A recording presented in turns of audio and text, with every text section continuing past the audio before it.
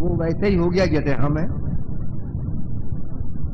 باقی خطیب میں، استاد میں، ڈاکٹر میں، ماں باپ میں اولاد یہ چاہتی ہے کہ یہ ہم سب سے افضل ہے. تو علامہ امیر اختر کا ایک قصہ بتا دوں میں ذرا ذرا. ہر جمعرات کو حدیث کتھا اور بیوی جی کی کہانی سنتے ہیں ماجد رضا صاحب سے، اور خدا کی قسم 2-4 مرتبہ میں بھی گیا. اب پابندی تو میں نہیں کر سکتا کیونکہ جب وہاں سے حکم ہوگا تو میں بھی پابندی کروں گا. ابھی ذرا ساری دیر ہے. تو علامہ صاحب حدیث کتھا ماجد رضا صاحب سے ایسے سنتے ہیں جیسے آج پہلی مرتبہ سن رہے ہیں. خدا کی قسم پوری زندگی آپ جو تقریر میں داد دیتے ہیں، داد ایسے ہی نہیں ملتی، بڑی قربانی دینی پڑتی ہے. بڑا لمبا سفر علم کا طے کیے، بہت بڑی علم کی ایک کتاب ہے امیر اختر کا. ہر پیج کا داد. بڑے بڑے خطیب پڑے ہوئے مجلس تو پڑ جاتے ہیں، نیچے والے یہ معلوم ہو رہے ہیں کہ سب سو رہے ہیں یا ہے ہی نہیں. جتنی خود محنت کرتے ہیں اتنی محنت ہم سے کرواتے ہیں. یہ ہے علم. اتنا بڑا شجر ہے. میں نے ابھی میرے یہاں بھی ایک چھوٹی ساری مجلس تھی جو ماجد رضا آفزی نے خطابت کی. لوگ حیرت کر رہے تھے کہ ماجد رضا اب خطیب بھی ہو گئے. تو بہت بڑی ہم کتنے خوش نصیب ہیں کہ ہمارے دور میں علامہ امیر اختر ہیں. ہم کتنے بڑے آدمی. تو بھائی ایسا ہے کہ بہت سے خطیب ہیں داخل ہیں ماشاءاللہ بہت اچھا. باقی میں علامہ امیر اختر کو سمجھتا ہوں ہاتھی کا پاؤں، ہاتھی کے پاؤں میں سب کے پاؤں. تو بہت بڑی نعمت ہے. اور ہمارے بزرگوں نے بتایا کہ عالم سے جو محبت نہیں کرتا، خطیب سے عزت نہیں کرتا، اس کی کہیں عزت نہیں ہوتی. عزت بہت بڑی نعمت ہے. عزت ہر کسی کو نہیں ملتی. جو عزت کی باتیں کرے گا تو عزت ملے گی. کل میں بے عزتی کی باتیں کرتا تھا تو مجھے بے عزتی تو مل رہی تھی. جیسا بہو گے ویسے کاٹو. آپ لوگوں کا شکریہ. اور اس ادا خانے کو مولا آباد رکھیں. مسیب صاحب کے پوتوں کو، بیٹوں کو، بیٹیوں کو، بہوؤں کو آباد رکھے. عزت جیسے مسیب صاحب کو ملی ایسی سب کو ملے. دشمنی پر آمادہ ہیں. پاکستان میں گروہ کام کر رہے ہیں. انہوں نے اپنے لوگ مجموع میں چھوڑ دیے اور وہ یہاں کی خبریں ان تک پہنچاتے ہیں، جس کے نتیجے میں کچھ نادان لوگوں نے ہمارے ذاکروں کے خلاف ایسی باتیں کی کہ جو باہر پہنچ گئی ہیں. اور 4-5 پمفلٹ نماز جمعہ میں تقسیم ہوئے پچھلے جمعے کو اور گھروں پر پوسٹ کیے گئے ہیں، جس میں مرحوم علامہ رشید ترابی، مولانا محمد مصطفیٰ جوہر اور رضی صاحب قبلہ، بشیر صاحب قبلہ کو گالیاں دی گئی ہیں اور ان کے نجی ایسے واقعات بیان کیے گئے ہیں جو قابل شرم ہیں، جن کو کہ ہم مجلس میں نہیں بیان کر سکتے. ہم وہ نمی کے جلسے میں آپ کو وہ پرچے پڑھ کے سنائیں گے اور وہیں جواب بھی دیں گے. مجلس میں ہم جواب نہیں دیں گے ان باتوں کا، وہ 9 ربیع الاول کو ہم جواب دیں گے. اور موجودہ خطیبوں میں طالب جوہری صاحب اور عبدالترابی صاحب، ان تمام حضرات کے لیے ایسی گندی گندی باتیں لکھی گئی ہیں اور گالیاں دی گئی ہیں اور نیچے سپہ صحابہ لکھا ہوا ہے. ہم نے تمام جتنے بھی آرمی ہیڈ کوارٹرز ہیں ان کو شکایات بھیجی ہیں کہ فوراً پتہ لگایا جائے کہ یہ پرچے کہاں سے ایشو ہوئے ہیں اور کیوں یہ فساد کرایا جا رہا ہے، اور جلد از جلد پتہ لگایا جائے کہ یہ کون لوگ ہیں. تو ہم آپ سب کی تائید سے یہ قرارداد پاس کرتے ہیں کہ جو لوگ یہ کام کر رہے ہیں ہم ان پہ لعنت بھیجتے ہیں. ایک نعرہ صلوات.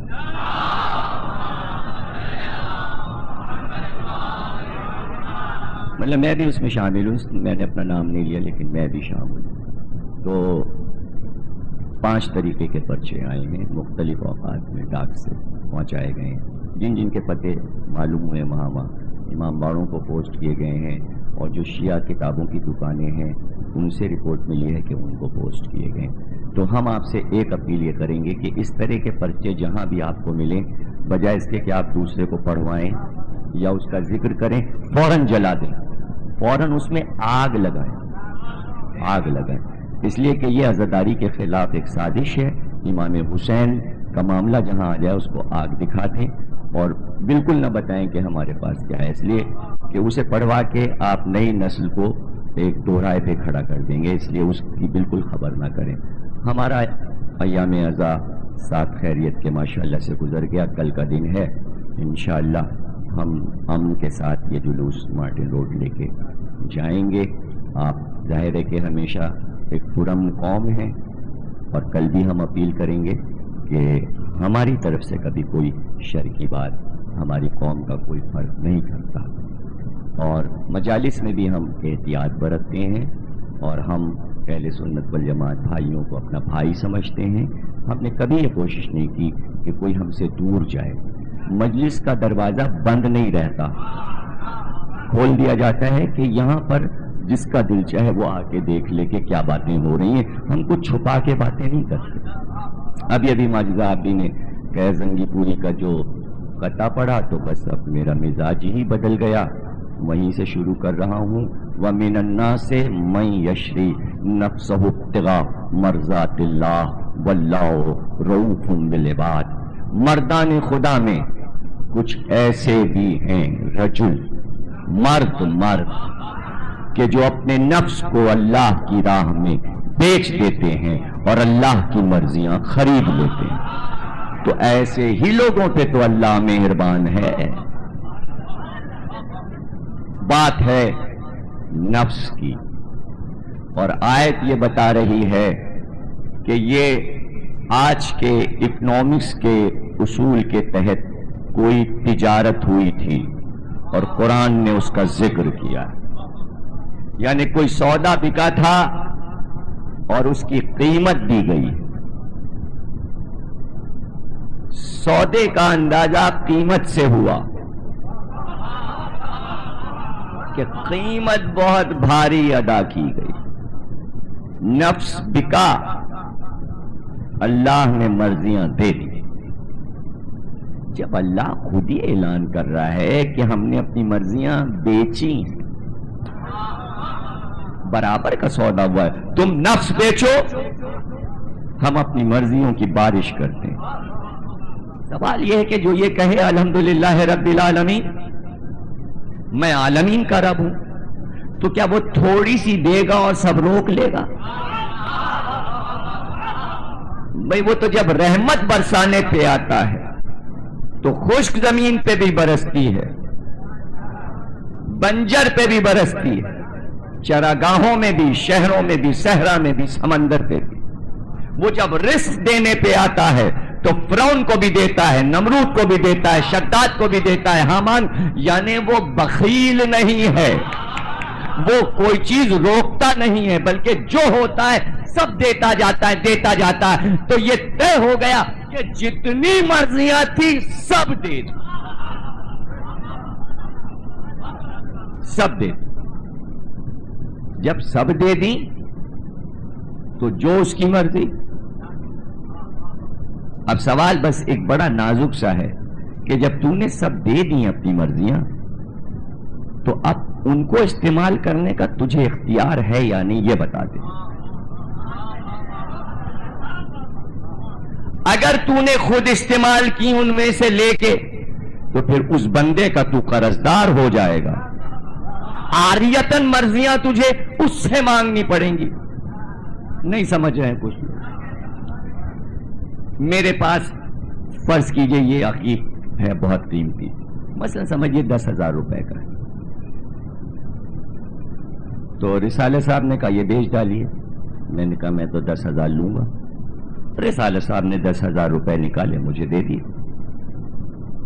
اب خرید تو لیا، چلتے چلتے کہنے لگے بھائی ضمیر اختر صاحب 10,000 تھے, میں نے سب آپ کو دے دیا, انگوٹھی خرید تو لی, لیکن مجھے جانا ہے انچولی تک, کرائے کے پیسے نہیں ہیں, عاریتاً قرضہ, اس 10,000 میں سے آپ 200 دے دیجئے تاکہ ٹیکسی کے یا گاڑی کے پیٹرول کے. تو میں نے 10,000 میں سے انہیں 200 دے دیے. اب میں مانگوں گا تو نہیں ان سے, جب 10 مجھے مل گئے ہیں, ایک سستے عقیق کے 10,000 مل گئے اور 200 یہ مانگے, تو میں تقاضا تو نہیں کروں گا رسالت صاحب آپ نے میرے 200 نہیں دیے. لیکن ان کا اخلاق جو 10,000 دے سکتا ہے وہ کسی کے 200 کیوں رکھے گا؟ تو دوسرے دن صبح ٹیلی فون کر کے کہیں گے بھائی میں وہ لفافہ بھجوا رہا ہوں, آپ کے 200 مانگے تھے قصر مسیب میں ہی لیجیے, تو پھر وہ میرے پاس واپس آ جائیں گے. لیکن جب یہ مانگیں گے تو ایک ہلکا سا احسان تو میرا ہوا نا کہ انہیں مجھ سے مانگنا پڑا. تو جب ساری مرضیاں اس کو دے دی ہیں تو جب استعمال کرنے کی خدا کو ضرورت پڑے گی تو کہے گا نا دے دو ذرا مرضیاں دو. اب یہ ہے بڑی نازک منزل. اگر آیت نہ ہوتی تو آپ سننے کو تیار نہ ہوتے کہ اللہ میاں کا معاملہ ہے, یہ ہو کیا رہا ہے, یہ ہو کیا رہا ہے. لیکن کوئی بھی بات آیت کی ابھی میں شرح نہیں کر رہا ہوں, کوئی واقعہ میں پڑھ نہیں رہا ہوں, میں کسی کا نام بتا نہیں رہا ہوں. نفس کس بھائی شہریار آگے ادھر آؤ, وہاں کہاں اتنے پیچھے بیٹھ گئے, اور جگہ ہے ادھر, صلوات پڑھیے گا. ابھی میں کچھ نہیں پڑھ رہا ہوں, میں کوئی بیک گراؤنڈ, کوئی تاریخ, کوئی ہسٹری, کوئی روایت کچھ نہیں پڑھ رہا ہوں. میں پہلے مثالوں سے سمجھاؤں گا, مثالوں سے سمجھاؤں گا. فرض کیجئے کہ بہت امیر آدمی ہے رسالت صاحب ماشاءاللہ, اور مجھے نہیں پتا کتنا ان کا بینک بیلنس ہے, لیکن یہ پتا ہے جناب امیر کے ماننے والے ہیں تو امیر ہی ہوں گے.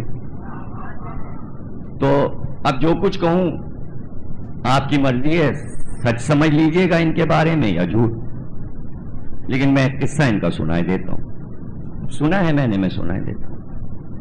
انہوں نے ایک پلاٹ خریدا گلستان جوہر میں, تقریباً 50 لاکھ کا, 50 لاکھ. اس پہ انہوں نے ایک پلازا بنوانا شروع کیا, تقریباً 2 کروڑ کا بنا, بن کے تیار ہو گیا. جب انہوں نے بنوانا شروع کیا تو ان کا ایک دشمن پیچھے لگ گیا کہ اچھا رسالت صاحب کے پاس بڑے پیسے آ گئے, دیکھو ذرا پلاٹ بھی لیا 55 لاکھ کا اور اس پہ 2 کروڑ کا پلازا بنوایا. وہ ان سے بہت حسد رکھتا تھا.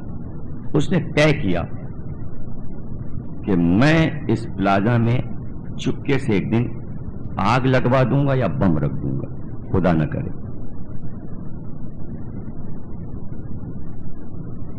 اس نے طے کر لیا, موقع ڈھونڈتا رہا.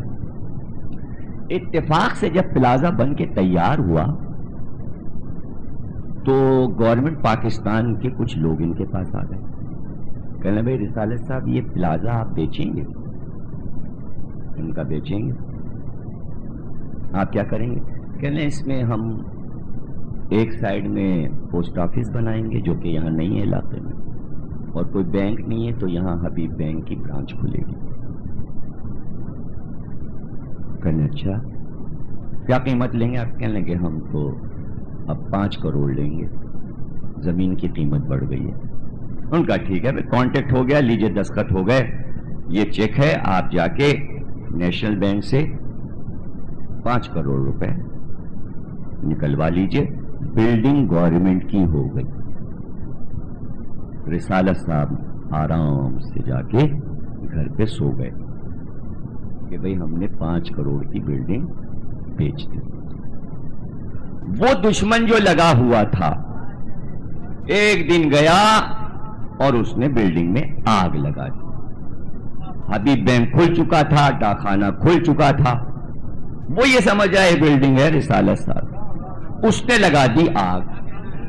آگ جو لگی تو وہاں گورنمنٹ کی بلڈنگ تھی، وہ اس کو پتا نہیں تھا کہ رسالہ صاحب گورنمنٹ کے ہاتھ بیچ چکے، وہ تو خوش تھا کہ جلا دیا ہم نے، آج دشمنی نکال لی رسالہ صاحب سے۔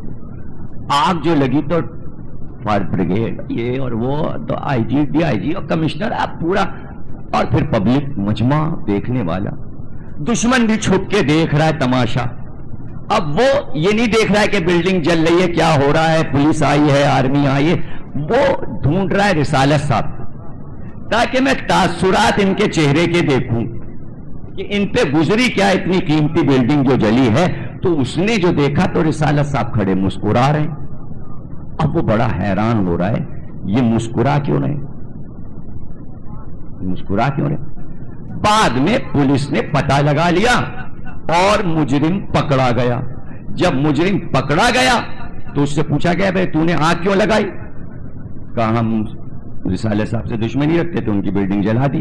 گورنمنٹ نے ڈانٹ کر کہا وہ بیچ چکے بلڈنگ گورنمنٹ کے ہاتھ، تو نے گورنمنٹ کا نقصان کیا، اب تو رسالت کا مجرم نہیں ہے، تو اللہ کا مجرم ہے۔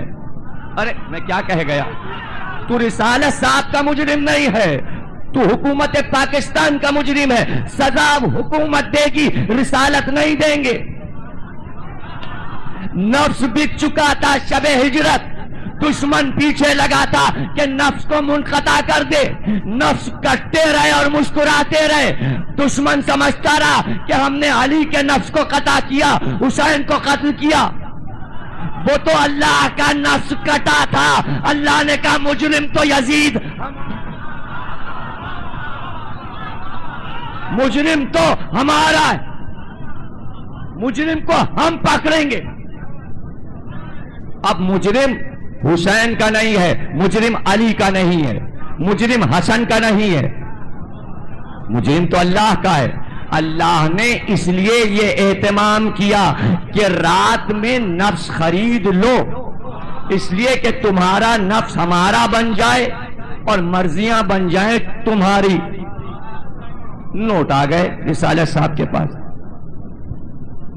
آ گئے نا، بلڈنگ بک گئی، گورنمنٹ کا قبضہ ہو گیا، اب وہ جل گئی، مقدمہ چلے، مجرم پکڑا گیا، رسالت صاحب سے کیا؟ اب رسالت صاحب کے بینک میں ہے 5 کروڑ۔ کوئی آیا وہ کہنا ہے صاحب ہماری بیٹی کی شادی ہے، ہمیں 2 لاکھ روپیہ دے دیجیے، انہوں نے دے دیے۔ کوئی آیا کہنے لگا ہمارے بچے کو امریکہ جانا ہے اعلیٰ تعلیم کے لیے، ہمارے پاس زیادہ پیسہ نہیں ہے، آپ 5 لاکھ دے دیجیے، انہوں نے دے دیے۔ کسی نے کہا بھئی ہم ایک اسکول بنوا رہے ہیں، اس میں کچھ پیسے کے لیے ضرورت ہے، انہوں نے دے دیے۔ نوٹ ان کے ہیں نا، جیسے چاہیں بانٹیں، جس کو چاہے دیں، یہ ان کی مرضی ہے۔ اب گورنمنٹ ان سے یہ نہیں پوچھ سکتی کہ جو آپ کو 5 کروڑ دیے تھے آپ کہاں خرچ کر رہے ہیں۔ گورنمنٹ نہ نوٹ ان سے مانگ سکتی ہے، نہ چھین سکتی ہے، نہ انہیں منع کر سکتی ہے۔ علی نے نفس بیچا، نفس گیا اللہ کے پاس، مرضیوں کے نوٹ علی کے پاس آئے، اب علی کے پاس بینک میں مرضیاں جمع ہے، جس کو چاہے دے، کوئی بیٹا مانگے بیٹا دے، کوئی رزق مانگے رزق دے، کوئی روٹی مانگے روٹی دے۔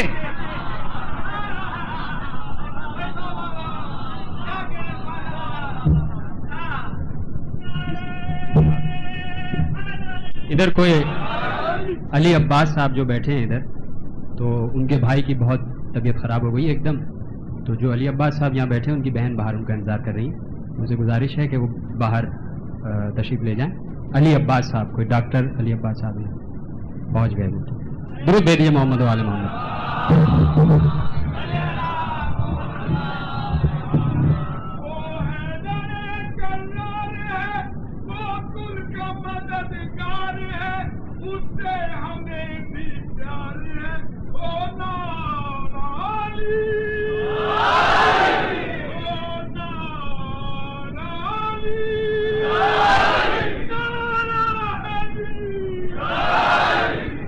تو اب سوال یہ ہے کہ جب مرضیاں دے چکا اس آیت کی روشنی میں، تو ایک ایک سامع مجھے یہ بتائے کہ اللہ کی مرضیاں کیا کیا ہیں؟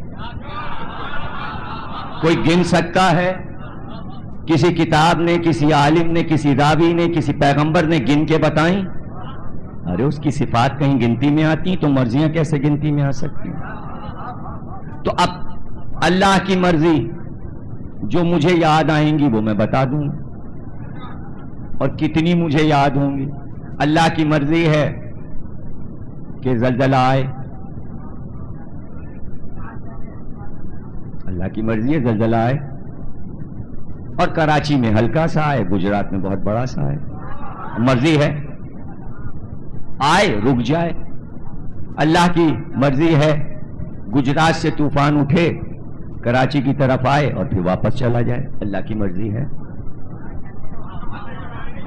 نہیں سمجھ رہے آپ؟ اللہ کی مرضی ہے کہ کراچی میں پانی 10 سال نہ برسے نہ برسے.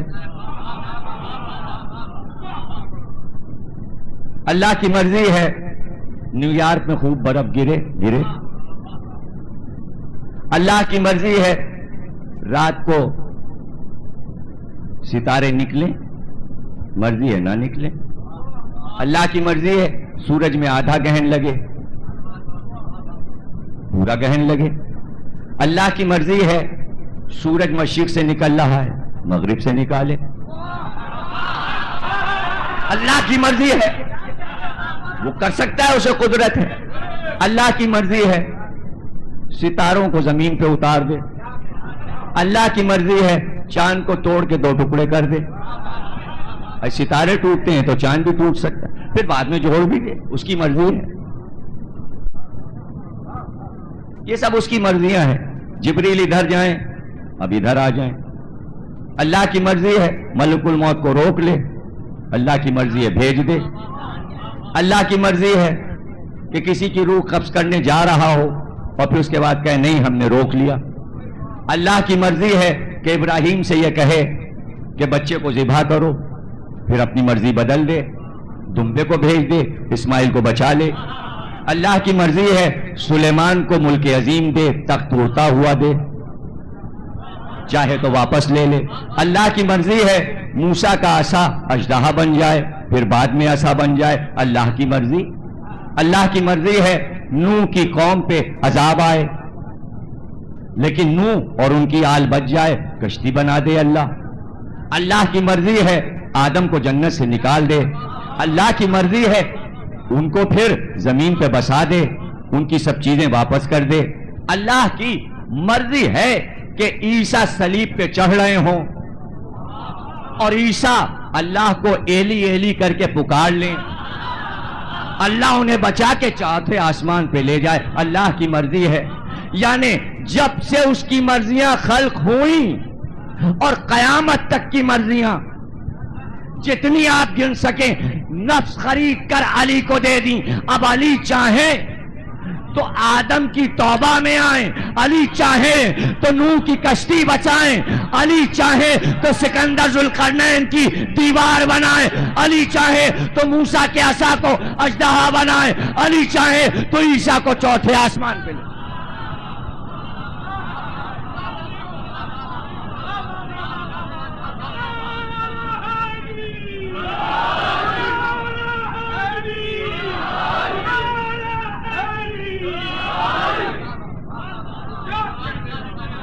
اس میں کیا بات ہے؟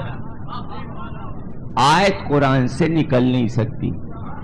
اتنی زبردست آیت تھی کہ ایک متفنی مفسر نے یہ لکھا کہ یہ آیت ابن ملجم قاتل علی کی شان میں نازل ہوئی ہے.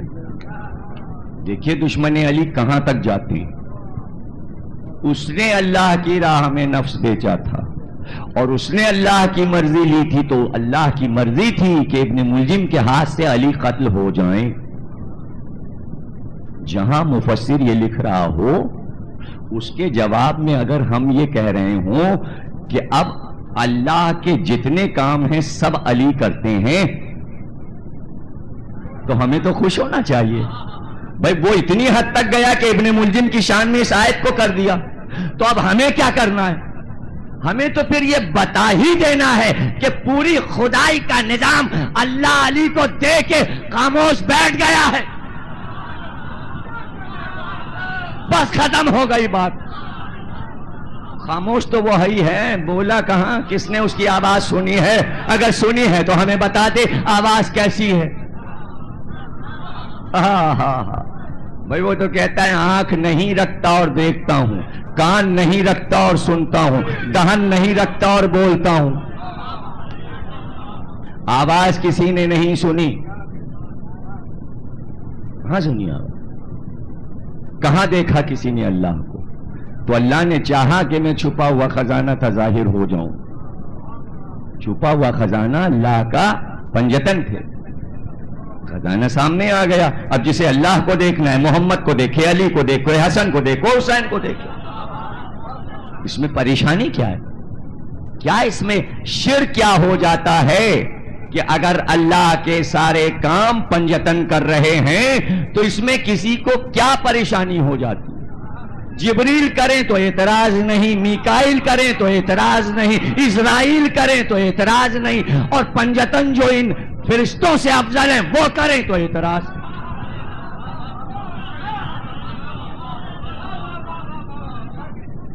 ایک ایک باریک منزل ہے جو خطب علی کے ہیں، اس میں آپ نے کہا کہ ایک ملک، جتنے بھی کروڑوں ملک، ان میں سے اگر ایک ملک بغیر اذن علی کے اپنی جگہ چھوڑ دے تو جل کے خاک ہو۔ بلکہ جملہ یہ کہ بال برابر بھی ہٹ جائے اپنی جگہ سے تو جل جائے۔ کیوں؟ سلطنت ان کے پاس ہے، اور اس میں کوئی حیرت کی بات نہیں۔ اگر سلیمان ملک عظیم مانگے اور اللہ کا ہوا پہ بھی قبضہ، پانی پہ بھی قبضہ، جانوروں پہ بھی، اور یہ تسخیر کر دیا چرند اور پرند ان کی بولی سمجھو، تخت اڑاؤ، جہاں چاہے جاؤ، تو سلیمان کو دے سکتا ہے تو فقر سلیمان کو بھی دے سکتا ہے۔ اس میں کوئی حیرانی کی بات نہیں ہے۔ اس نے خود ہستیاں خلق کر کے انہیں دے دیا، یہ درمیان میں لوگ جل کیوں رہے ہیں؟ بیچ میں یہ لوگ آ کیوں رہے ہیں؟ آخر یہ کیا پریشانی کیا ہے؟ اللہ اور عظیم بندوں کا، مخلصین کا اپنا معاملہ ہے۔ اس نے تو قرآن میں آیت اتار کر دنیا کو یہ بتایا کہ تم یہ دیکھ لو کہ ہم نے جو یہ بندے بنائے ہیں، شاہکار بندے، ان کی شان کیا ہے۔ چپکے سے بھی آسمان پر نفس خرید کر، مرضیاں دے کر بھیج سکتا تھا۔ یہ مارکیٹ سجا کے، دکان سجا کے، اعلان کر کے، نفس خرید کے، مرضیاں دے کر کیا بتانا چاہ رہا ہے؟ یہ امت کو بتانا چاہ رہا ہے یوں بکتا ہے نفس اور یوں قیمت دی جاتی۔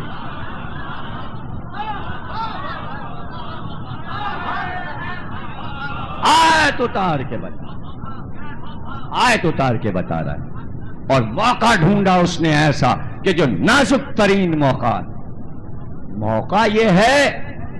اگر ذہن میں آپ کے سب کچھ ہے، مجلس میں عام طور سے یہ ہوتا ہے کہ پوری ہسٹری نہیں سنائی جاتی، سننے والے کا اپنا کمال ہوتا ہے کہ وہ یہ سمجھ لے کہ اس سے پہلے کیا ہو چکا، اس کے بعد کیا ہوا۔ اور ہمیں اپنے سامعین پر، صرف ہمیں کیا، ہر دور کے ہر خطیب، ہر ذاکر، ہر علامہ، ہر عالم کو ہمیشہ سامعین پر اعتماد رہا ہے۔ 14 صدیوں میں ایسے سامعین گزرے ہیں کہ نام جگمگا رہے ہیں: سلمان، ابو ذر، مقداد، عمار، بیسم، قمبار۔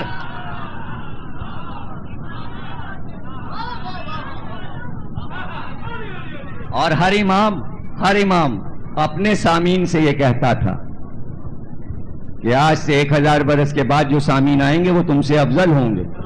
تو وہ لوگ کہتے تھے مولا ہم تو آپ کو دیکھ رہے ہیں، کہ یہی تو ان کے عظمت کی بات، تم دیکھ کر ایمان لا رہے ہو، وہ بغیر دیکھے وہی کام کریں گے جو تم کر رہے ہو۔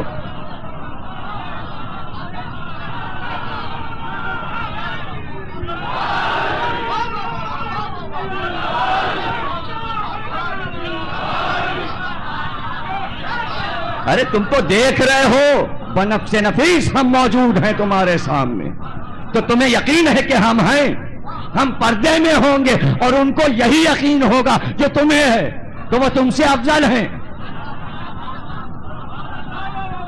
اللہ اللہ، جب تمہاری یہ فضیلت ہو تو اپنے کی اس منزلت کو گھٹنے نہ دو، اپنی شان کو برقرار رکھو. آپ سے نہیں کہہ رہا، ان سے کہہ رہا ہوں جو ایسے پرچے نکال لیں، ان سے کہہ رہا ہوں. اور وہاں تک پہنچ جائے گی سر کہ وہ ابھی عظمت ذکر اہل بیت کو سمجھے نہیں. یہ اس کو بے قیمت سمجھ رہے ہیں. یہ بے قیمت نہیں ہے، یہ ان سامعین کے لیے، دنیا کو دکھانے کے لیے یہ تجارت ہوئی تھی. کب ہوئی؟ شب ہجرت ہوئی، جب علی 21 برس کے تھے. کیا ہوتی ہے 21 برس کی عمر؟ 40 میں تو نبوت ملتی ہے، یہاں 21 میں نفس کا سودا ہو رہا ہے. ابھی تو پورا شباب بھی نہیں آیا، پورا شباب تو 25 میں آتا ہے. ابھی نئے نئے جوان ہوئے ہیں، 18 19 20 21. اور اس عمر میں تو کس سے سودا کر رہا ہے؟ ایک نوجوان سے.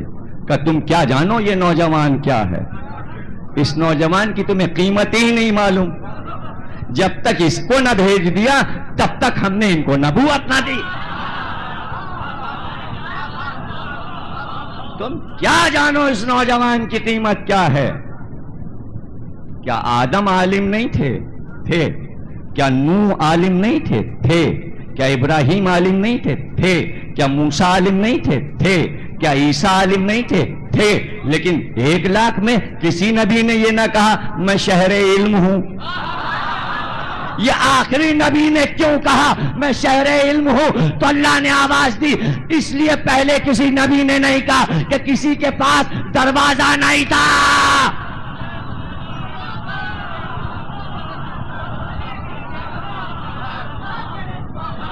جب آخری نبی کو دروازہ مل گیا تب کہا میں شہر علم ہوں اور علی اس کا دروازہ. تو تم ابھی اس نوجوان کو سمجھے نہیں. سمجھو یہ کیا ہے، یہ نوجوان کیا ہے.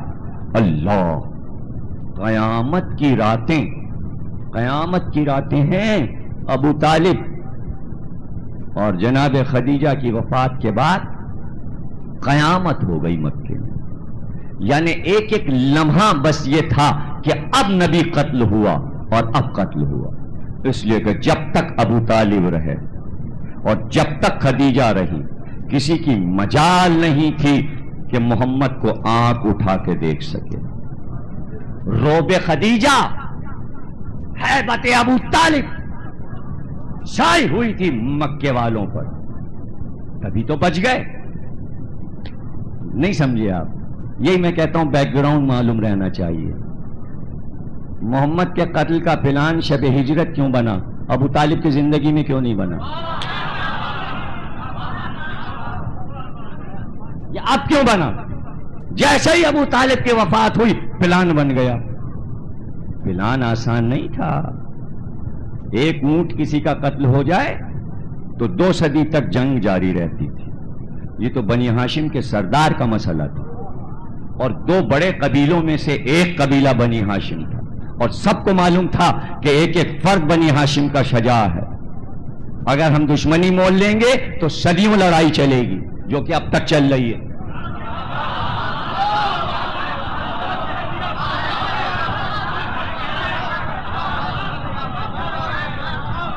چودہ صدیاں تو ہو گئی، دشمنی نہیں جا رہی ہے نا، اور قیامت تک نہیں جائے گی جب تک کہ کوثر پر قرآن اور اہل بیت نہ پہنچ جائیں اور فیصلہ نہ ہو جائے. تب تک تو چلتے رہنا ہے اس معاملے کو. وہ کسی رنگ میں چلے، سرد گرم یا ٹھنڈا، کسی طرح بھی چلتا رہے گا. ابو طالب کی وفات ہوئی. دار الندوہ ایک مکان تھا، وہاں عرب اپنی اسمبلی قائم کرتے تھے. جب کوئی امپورٹنٹ مسئلہ سیاسی ہوتا تھا تو وہاں ڈسکس ہوتا تھا. اسے کہتے تھے دار الندوہ یعنی اسمبلی ہاؤس. یہاں شورا کمیٹی بیٹھا کر سب وہاں رات کو جمع ہو گئے. جتنے قبیلے عرب کے جتنے قبیلے سب جمع ہو گئے اور فیصلہ یہ ہونے لگا کہ اب کوئی چارہ کار نہیں ہے سوائے اس کے کہ ہم محمد کو قتل کر دیں، ورنہ ہمارے بت بچیں گے نہ ہمارا مذہب بچے گا. اور اب کیا ہے، ابو طالب تو رہے نہیں، اب کون ہم سے انتقام لے گا؟ اور محمد کے گھر میں اب سب محمد سے عمر میں کم ہیں، ہم ان کو بھی مار لیں گے، بعد میں دیکھا جائے، بس محمد قتل ہو جائیں. کہ بھائی سب بھائیوں، سب کا فیصلہ کہاں فیصلہ، مار دو. کہ تو کون مارے گا؟ اب سب ایک دوسرے کو دیکھنے لگے. نہیں بھائی یہ تو بڑا مشکل کام ہے کہ اگر ایک قبیلے کا آدمی مارتا ہے تو اس کے اوپر خون آ جائے گا، بنی ہاشم تو اس کے بوٹیاں اڑا دیں گے قبیلے کی. کا پھر تو ایک بڑے میاں لمبی سی داڑھی کونے میں بیٹھے ہوئے تھے. ان کا بھائی سنو دیکھو ہم تمہیں ایک مشورہ دیتے ہیں. سب مڑے کہنے لگے اچھا آپ تشریف لے آئے. شیخ نجدی جانتے سب تھے شیخ نجدی کو. ابھی شیخ نجدی کون ہے؟ یہ شیطان بھیس بدل بدل کے ایک شیخ نجدی کے روپ میں آیا کرتا تھا. جب مشکلیں پڑتی تھی کافروں کو تو یہ بھیس بدل کے شیطان آتا تھا. مشہور تھا شیخ نجدی. اس میں شیطان نے حلول کیا ہوا تھا نجد کے شیخ میں. اب تک وہ ہیں حلول کیے ہوئے. تو دیکھو میں تمہیں بتاتا ہوں، ایسا کرو بھائی، یہ 40 قبیلے ہیں نا، 40 میں سے ایک ایک پہلوان لے لو اور سب مل کر اپنی تلواریں محمد پر اٹھانا، تو محمد کا خون 40 قبیلوں میں تقسیم ہو جائے گا. پھر کس کس سے انتقام لیں گے بنی ہاشم اور کس کس کو ماریں گے؟ کا خوب فرمایا آپ نے، بہت اچھی رائے دی. لیکن 40 میں 39 یہاں ہیں، 40واں نہیں ہے. کا کون نہیں ہے؟ کا بنی ہاشم نہیں ہے. اس میں بنی ہاشم شامل نہیں ہے. کا وہ کیا مشکل ہے؟ بنی امیہ کا داماد ہے بنی ہاشم کا ایک شخص ابو لہب. سسرال کے ذریعے پہنچو اس تک، وہ ہے ہاشمی، اس کو بھی ملا لو. اس طرح 40 پورے ہو جائیں گے. یعنی کفر کے یہاں بھی جب اجماع ہوتا ہے تو بغیر بنی ہاشم اجماع نہیں ہوتا. سقیفہ میں اجماع ہوا تو علی نہیں بلائے گئے اور اجماع ہو گئے. بغیر بنی ہاشم کے معاملہ ہو. کافر کو بھی معلوم تھا اگر ایک قبیلہ چھوٹ جائے تو پھر اجماع نہیں ہے، تو وہاں بھی اجماع نہیں ہوا. اجماع کے معنی ہے سب متفق ہو جائیں ایک رائے پر. اب یہ 39 قبیلے نہیں ہیں، یہ 1400 سال کے بعد 39 اسلامی ملک ہو چکے ہیں. اب تو سب کلمہ پڑھ چکے. ان کی نسلیں سب مسلمان ہو گئی. جو شب ہجرت محمد کو مارنے آئے تھے بعد میں سب مسلمان ہو گئے. سب رضی اللہ. اب دشمنی ختم ہو گئی. اس وقت ہی دشمنی مارنے آئے تھے. جبریل امی آئے، کہا کہ بھائی اللہ نے یہ پیغام بھیجا ہے کہ یہاں ایک سازش ہو چکی ہے آپ کے قتل کی اور گھر کو گھیر لیا گیا ہے اور سب برہنہ تلواریں لیے ہوئے طواف کر رہے ہیں. اچھا کیا حکم ہے اللہ کا؟ اللہ کا حکم یہ ہے کہ آپ نکل جائیے، مدینے جائیے، آپ ہجرت کیجیے. اچھا کہا تو ان کے 20 کا آپ نکل جائیے گا، آپ انہیں دیکھیں گے یا آپ کو نہیں دیکھیں گے. ان کے لیے آپ غیب میں چلے جائیں گے، بس یہ مٹی اٹھائیے گا اور پھینک دیجیے گا، کہتے ہوئے نکل جائیے گا. مسخ ہو جاؤ. مسخ ہو چکے، نسلیں مسخ ہو گئیں. اسی دن شب ہجرت. لیکن آپ جائیں اکیلے، کوئی ساتھ نہیں جائے گا. اور ہاں بستر پر اپنے علی کو سلائیے. یہ عجیب اہتمام ہے. بھائی جا رہے ہیں تو جائیے, نکل جائیے, اب یہ بستر خالی نہ پڑا رہے. واہ واہ واہ, یہ کیسے ہو سکتا ہے کہ ابھی تک تو یہی گھر ہیڈ کوارٹر ہے اسلام کا, اور ایک دم سے حق چلا جائے تو لوگ کہیں لو حق بھاگ گیا. تو اللہ نے کہا نہیں, حق کو بستر پہ لٹا کے جائیے تاکہ یہ کوئی نہ کہے کہ حق بھاگ گیا. تبھی تو حدیث دی, جہاں علی وہاں حق.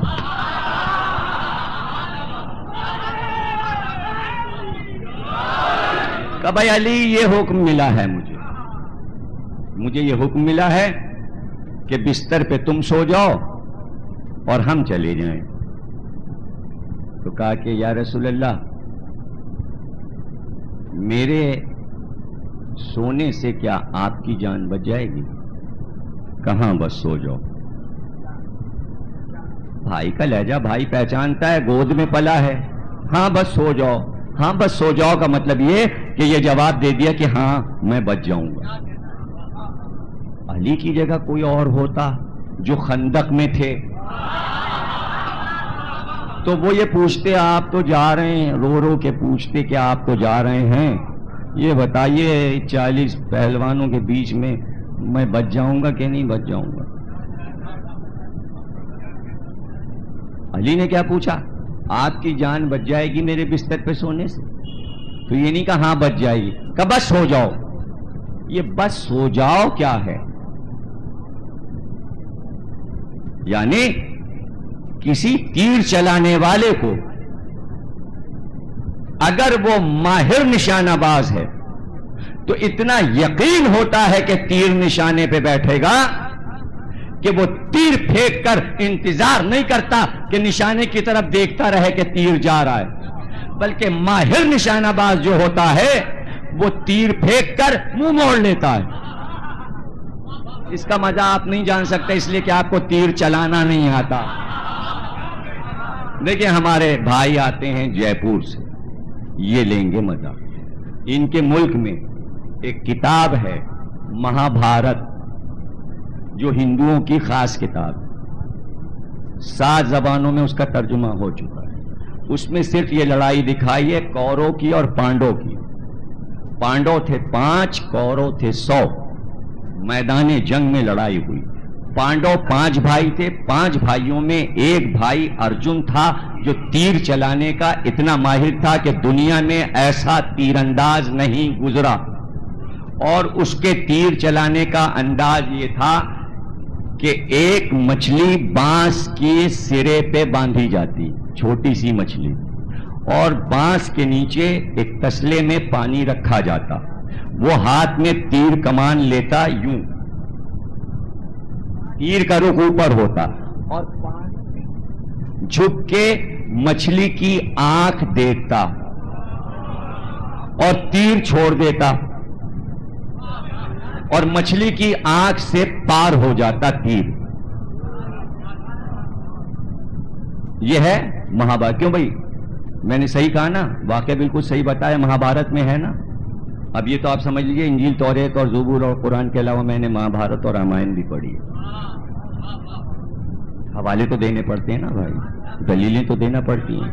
ایسا تیر انداز تو ارجن سے بڑا تیر انداز ہونا چاہیے اسلام میں.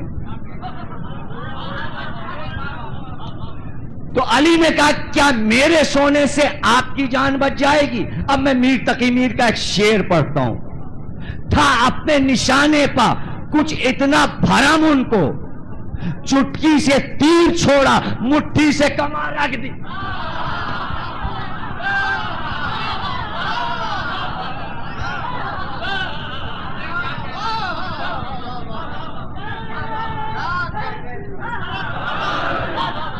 بدر کی لڑائی میں تلواریں نہیں تھیں, گھوڑے نہیں تھے, غربت کی لڑائی تھی. صرف تیر اور کمان اپنے ہاتھ سے بنائے تھے. کھجور بہت تھے مدینے میں, شاخیں توڑ توڑ کے ڈوریاں باندھ کے رسول اللہ نے خود کھڑے ہو کے کمانیں بنوائی تھی, اور تیر ترشوائے تھے حمزہ سے. تو بدر کی لڑائی تیر اور کمان کی تھی. اب اگر میسج کسی نے دیکھی ہے میسج تو اس کے منظر نظر آ جائے گا کہ پورے 313 کو صرف کمانے اور تیر دیے تھے, اور ایک تیر رسول نے اپنے ہاتھ میں رکھا تھا اور اس سے پورے لشکر کی نگہداشت کر رہے تھے تیر کے ذریعے. تم ادھر ہٹو, تم ادھر کھڑے ہو, تم ادھر جاؤ, تم ادھر جاؤ, اور جب میں تیر ہلاؤں تو تم گھٹنوں کو زمین پہ ٹیک کر بس تیر چلانا, کمانے کھینچ کر گوشے کو. یہاں تک پہلی لڑائی رسول نے تیر و کمان سے لڑوائی. میں پوچھوں کہ آپ کو کیسے لڑی؟ 5 برس کے تھے حضور. ایک دن مسجد نبوی میں حضور بیٹھے تھے تو اصحاب کہنے لگے کہ یا رسول اللہ کبھی اپنے بچپن کے واقعے سنائیے تاکہ ہم لوگ لکھ لیں کہ آپ کے بچپن میں کیا ہوا. یہ بتا رہا ہے سوال کہ کسی نے نبی کا بچپن نہیں دیکھا, حالانکہ بوڑھے بوڑھے کلمہ پڑھ کے آئے. ایسے چھپایا تھا ابو طالب نے اپنے بھتیجے کو کہ نظر نہ لگ جائے کافروں کی. بچپن کو ان کے سائے سے محفوظ رکھا. تو لوگ کہتے تھے اپنا بچپن سنائیے, تو مسکرا مسکرا کے رسول بچپن کے واقعے سناتے تھے. ایک دن کہنے لگے سنو, بہت شوق ہے تمہیں میرے بچپن کا حال سننے کا, اور تاریخ ابن اسحاق میں یہ واقعہ حضور کی ہی زبانی آیا ہے, بیچ میں راوی نہیں ہے. راوی ہوتا تو خطرہ ہوتا کہ روایت سچ ہے یا جھوٹ. چونکہ حضور نے خود سنائی ہے, وہ ہے مخبر صادق, ان سے بڑا صادق تو دنیا میں کوئی نہیں گزرا. تو کتنی بڑی یہ صدیقیت والی روایت ہوگی, تصدیق شدہ. تو کہنے لگے حضور میں 5 برس کا تھا کہ میرے بچپن کی مشہور لڑائی جنگ فجار چھڑ گئی. تو عرب میں یہ دستور تھا کہ جب 2 قبیلے لڑتے تھے تو ایک قبیلہ آ کر بنی ہاشم سے پیکٹ کر لیتا تھا کہ تم اس لڑائی میں میری مدد کرو گے.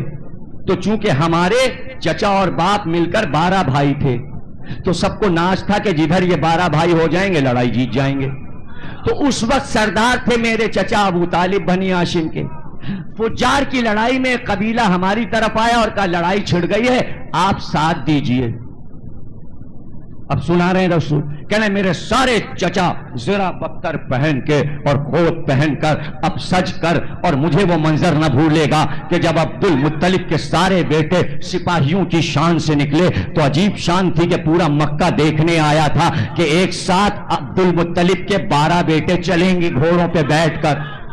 تو میں چھوٹا سا تھا, میں بھی گھر سے اپنی پھوپھیوں اور چچیوں سے ہاتھ چھڑا کے باہر آیا کہ ہم اپنے چچاؤں کو دیکھیں گے لشکر کیسے جاتا ہے. کہ سب گھوڑوں پہ چچا بیٹھنے لگے اور تیر اور کمان سب کے پاس تھا اور سپریں تھیں اور کمان کو کاندھے پہ رکھے تھے, ترکش جو تھا وہ کاندھے پہ لٹکا ہوا تھا, اور کچھ تیر گھوڑے کی زین میں تھے, اور اس طرح گھوڑے چلنے والے تھے, اور خودوں میں شترمرغ کی پر کی قلغی لگی ہوئی تھی جو چمک رہی تھی. جب میرے سارے چچا بیٹھنے لگے گھوڑوں پر تو میں دوڑ کے ابو طالب کے گھوڑے کے پاس آیا. ابو طالب گھوڑے پہ بیٹھ چکے تھے. میں نے وہیں ابو طالب کا پیر دونوں ہاتھ سے پکڑ لیا اور میں نے کہا چچا میں بھی چلوں گا, میں بھی چلوں گا. ارے دیکھو تو رسالت ابو طالب کے پیر,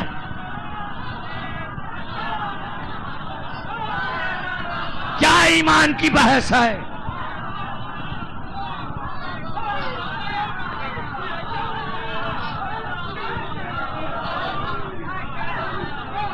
کہا چچا ہم بھی جائیں گے.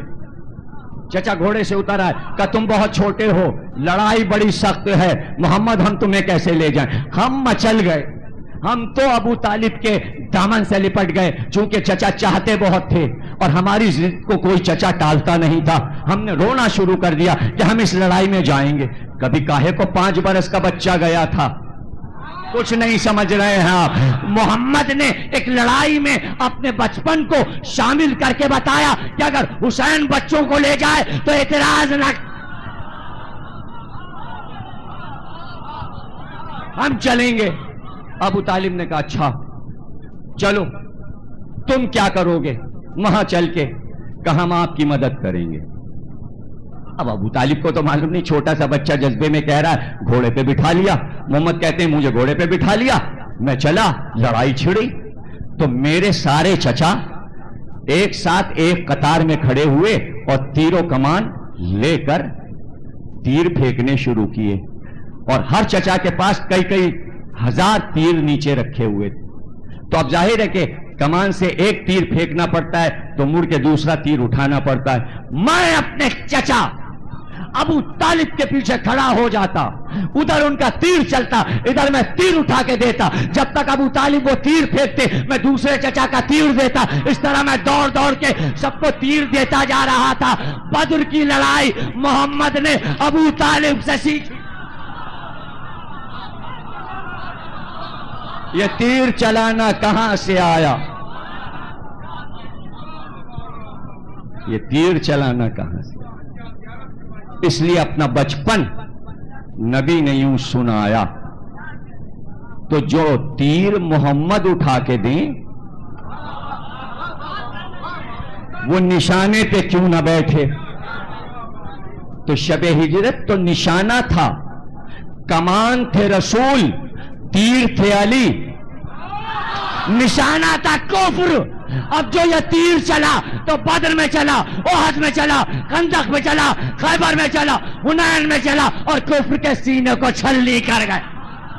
اسی لیے اللہ کو کمان پسند آئی، تیر پسند آیا تو کہا سما دنا فتدلا فکانا کعبہ قوسین و ادنی. ہم نے دونوں کمانوں کو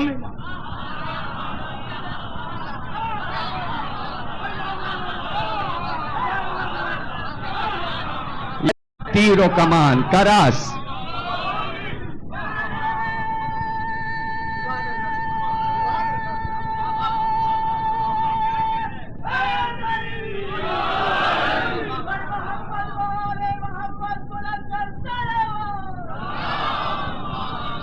اب یہ تو محمد نام کا اثر ہے کہ جابر بن عبداللہ انصاری پانچواں میرا جو جانشین ہوگا اس کا نام بھی محمد ہوگا، اور جب اس کی زیارت کرنا تو میرا سلام کہنا.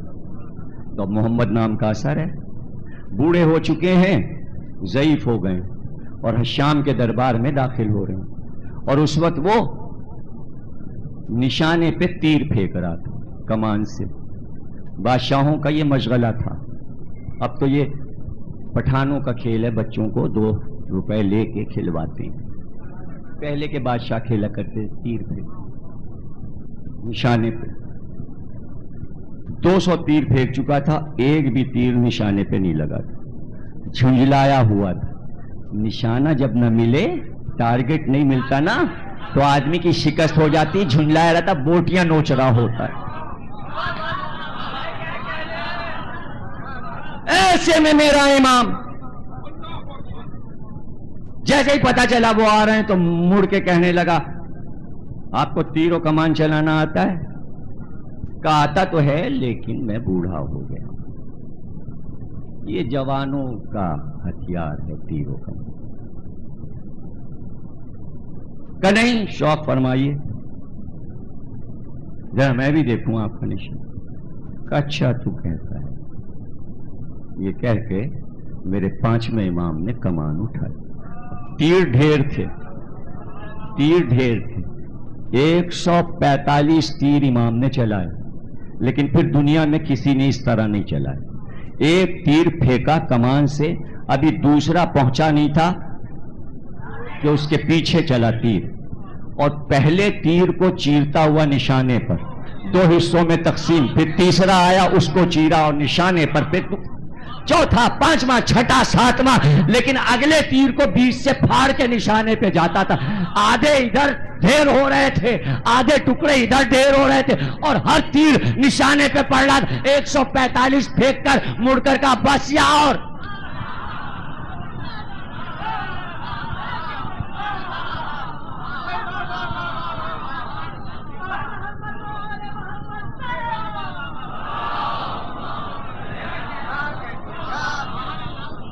سو جاؤ علی، سو جاؤ. تیر نشانے پہ لگا، ہم نکل جائیں گے. بس یہ سننا تھا کہ علی سجدے میں گر. یہ پہلا سجدہ شکرانہ ہے اسلام میں. اس سے پہلے کسی نے سجدہ شکرانہ نہیں کیا تھا. واجب سجدے تو سب کرتے تھے, شکرانہ سجدہ علی نے ایجاد کیا اور کا پروردگار شکر ہے کہ میرا بھائی بچ جائے. کیا محبتیں ہیں بھائیوں میں. تقریر یہاں روک دی, موضوع چھڑ گیا شب ہجرت کا. کل کی تقریر انشاءاللہ یہیں سے شروع ہوگی اور موضوع کو میں کامل کروں گا کل. بھائی بھائی سے نثار ہو جائے, بھائی بھائی کے نثار ہو جائے. یہ محبتیں ہم نے علی اور نبی میں دیکھی یا پھر عباس اور حسین. وقت کامل ہوا, بلکہ کچھ زیادہ ہی وقت میں نے آپ کا لیا. اس وقت دوسری مجلس رضا حسینی کی شب بیداری میں پہنچنا ہے. وہاں 11ویں امام کا تابوت بھی ہے مجلس کے بعد. جتنا چاہے پڑھ دیں, جتنا چاہے آپ سن لیں, دل نہیں بھرتا. اور یہ تو آل محمد کے فضائل اور مصائب کا معجزہ ہے کہ سن سن کے تو بالیدگی حاصل ہو اور پھر دل چاہے اور سن اور سن. کہاں ہوا ہے ایسا؟ یعقوب کے بیٹوں کے بارے میں یہ کہ 11 نے حسد کیا یوسف سے, لیکن جس نے لکھا ہے حاشیے پہ یہ بھی لکھا کہ سوتیلے بھائیوں میں ہمیشہ دشمنی رہی سوا علی کے گھر کے, سوا علی. پھر دوسری مثال کائنات میں نہیں ملتی. اللہ اللہ, بھائی تو بھائی. ارے بہن, ہم حسین سے عباس کو زینب نے نہیں چاہا. جتنا حسین چاہتے ہیں اتنا ہی زینب بھی عباس کو چاہتی ہیں. اور مقتل نگاروں نے ایک عجیب جملہ لکھا ہے جہاں پہ آ کے کلیجہ پھٹ جاتا ہے کہ سب رخصت ہوئے, لیکن جب عباس کی رخصت ہوئی تو ہم سب دنگ ہو گئے یہ دیکھ کر کہ جیسے ہی عباس گھوڑے پہ بیٹھے تو یہ منظر ہم نے کبھی دیکھا ہی نہیں. جیسے ہی عباس گھوڑے پہ بیٹھ کے جانا چاہتے تھے تمام خیموں کے پردے الٹ گئے, پردے اٹھ گئے اور ہر در سے بیویاں نکل کے دوڑی اور دوڑ کے دونوں ہاتھ اٹھا کے کہتی تھی عباس تم نہ جاؤ, عباس, اے عباس تم نہ جاؤ. کیوں آپ کو معلوم ہے کیوں؟ اس لیے کہ زینب یہ سمجھ رہی تھی عباس اگر زندہ ہے تو میرا بھائی مارا نہیں جا سکتا. ارے یہ تو کہنا آسان ہے, زینب کچھ اور بھی سمجھتی تھی اور وہ کہہ بھی دیا. جب رخصت کو آئے تو کہا عباس سب سے رخصت ہو لیے, اب ذرا زینب کی بھی بات سن لو. عباس دو زانو شہزادی کے سامنے بیٹھ گئے تو کہا عباس اکثر بابا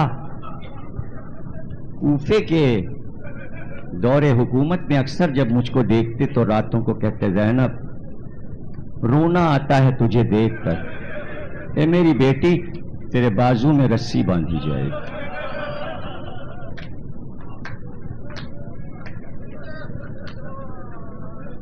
تو میں اس وقت یہ سوچتی تھی کہ عباس تم بہت چھوٹے تھے, تو میں یہ سوچا کرتی تھی, کبھی میں نے بابا سے کچھ کہا نہیں, لیکن میں یہ سوچا کرتی تھی جس کے بھائی حسن اور حسین جیسے ہوں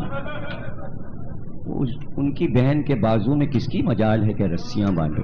لیکن عباس جب تم جوان ہو گئے اور تمہاری جوانی دیکھ کر جب دل بڑھتا تھا آل محمد کا, تو میں فخر سے تمہیں دیکھا کرتی تھی, بلائیں لے لے کر کہتی تھی ارے جس کا بھائی عباس جیسا ہو کس کی مجال ہے کہ عباس کے بہن کے بازوؤں میں رسی. اے عباس تم جا رہے ہو, آج یقین ہو گیا کہ اب زینب کے بازوؤں میں رسی ضرور بندھے.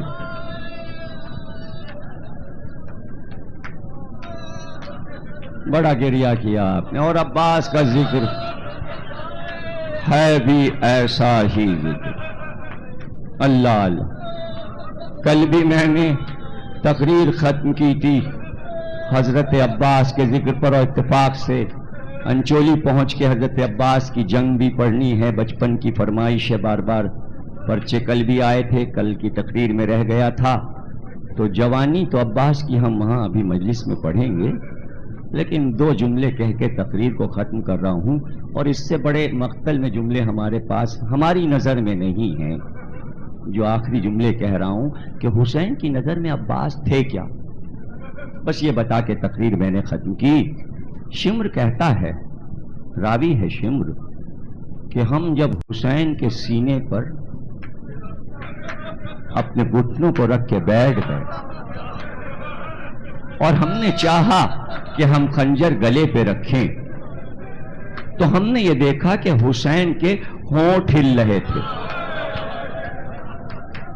یہ شمر نے مختار کو بیان دیا۔ شمر کہتا ہے کہ میں یہ سمجھا کہ حسین اس قوم کے لیے بد دعا کر رہے ہیں اور میرے لیے بھی خدا کی بارگاہ میں بد دعا کر رہے ہیں، تو لاؤ سنوں تو کہ بد دعا کے الفاظ کیا ہیں۔ میں حسین کے ہونٹوں کے پاس اپنے کان لے گیا تو میں نے یہ سنا کہ حسین یہ کہہ رہے تھے، پروردگار میں تیری منزل تسلیم و رضا کے درمیان ہوں، تو امتحان لے رہا ہے، حسین امتحان دے رہا ہے، پروردگار میں یہ چاہتا ہوں کہ اس امتحان میں کامیاب ہو جاؤں، پروردگار جو کچھ تھا میں تیری بارگاہ میں پیش کر چکا۔ شمر کہتا ہے میں بڑا حیران ہوا، لیکن اس کے بعد پھر میں نے یہ سنا کہ حسین نے 3 بار کچھ کہا، پھر اس کے بعد نہ بولے۔ آخری جملے جو حسین کے تھے اس کے بعد حسین کا گلا کٹ گیا۔ آخری جملے جو میں نے سنے تو 3 بار حسین نے یہ کہا، عباس اے عباس اے عباس۔ بار الہ اس عبادت کو قبول۔